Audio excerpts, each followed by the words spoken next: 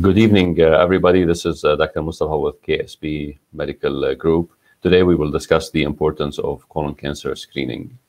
Colorectal cancer is the third most common cancer diagnosed in the U.S. Close to about 150,000 cases will be diagnosed in the U.S. in 2021. It is the second cause of cancer death in the U.S., and it is expected to result in about 53,000 deaths in the U.S. only in 2021. The lifelong risk for developing colon cancer is about 4 to about 4.5%, or roughly 1 in 24 people will develop colon cancer in their lifetime. There are risk factors for colon cancer. Some of those can be modified and others cannot. So we're going to start with the risk factors for colon cancer that can be reduced. The first one is being overweight or obese. The second one is not being physically active. There are diet factors that can affect the risk. The first one is a diet that is rich or high in red or processed meat. That increases the risk for colon cancer. Cooking the meat at a very high temperature, as well as low blood levels of vitamin D. So all of those increase the risk for colon cancer. What can protect us from colon cancer? A diet high in vegetables, fruits, and proteins is good in reducing the risk, as well as there are some potential to a diet rich in omega-3 fatty acids, coffee, garlic, calcium, and vitamin D.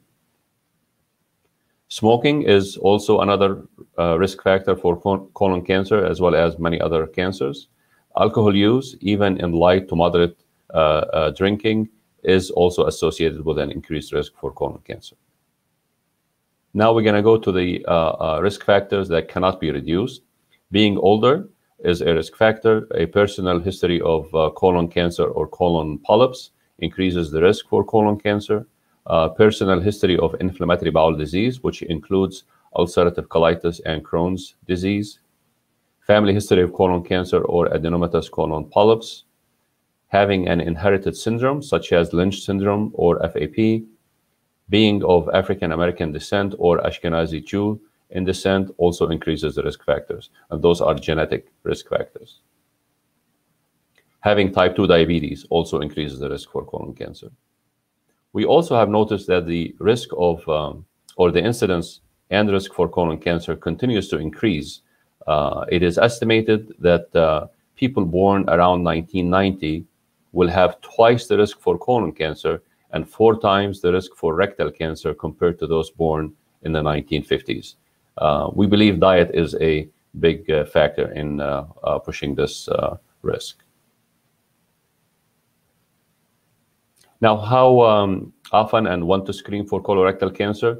According to the United States Preventive Services Task Force, it is recommended to start screening for colon cancer at the age of 45.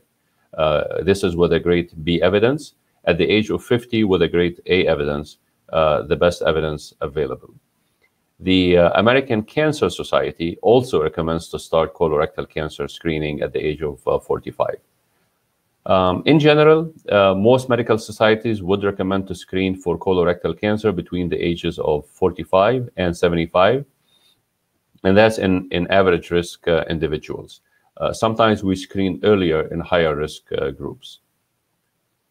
For those patients who are 75 and older, the decision whether to continue screening or to stop should be personalized depending on the patient's preference, their life expectancy, their overall health, and also the results of the previous screening tests. All medical societies recommend against screening for the 85 years and older individuals. What are the tests that can be performed to screen for colorectal cancer? There are visual exams and there are stool-based exams. The first one is the colonoscopy of the visual exams. It is performed every about 10 years. It is considered to be the gold standard test. It both detects colon cancer early and prevents colon cancer by removing precancerous polyps. It requires a bowel prep. It is performed under sedation or anesthesia. As such, it is well tolerated and it is highly accurate. Flexible sigmoidoscopy is done every 5 years. It is less commonly performed as it examines only the left side of the colon or about half the colon. Anesthesia usually is optional. CT colonography, otherwise known as virtual colonoscopy, is performed every 5 years. It is not covered by all insurance plans. It is non-invasive, however, it is associated with some discomfort, and it is not available widely. Stool-based tests, there are 3 of them. The first one is called the FIT test. It is done every year. The second one is called the FOBT test. It's also done every year. That's an older generation test. The third one is the most recent one, which is called the multi-targeted stool DNA test. It is done every 3 years. And an example of this will be the Cologuard that a lot of people will be familiar with. Any positive stool test would require a colonoscopy as a diagnostic test.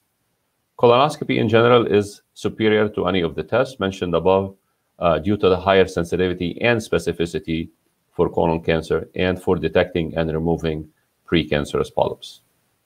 I hope this presentation today was helpful. My main message today is that colorectal cancer is common, but it's also preventable.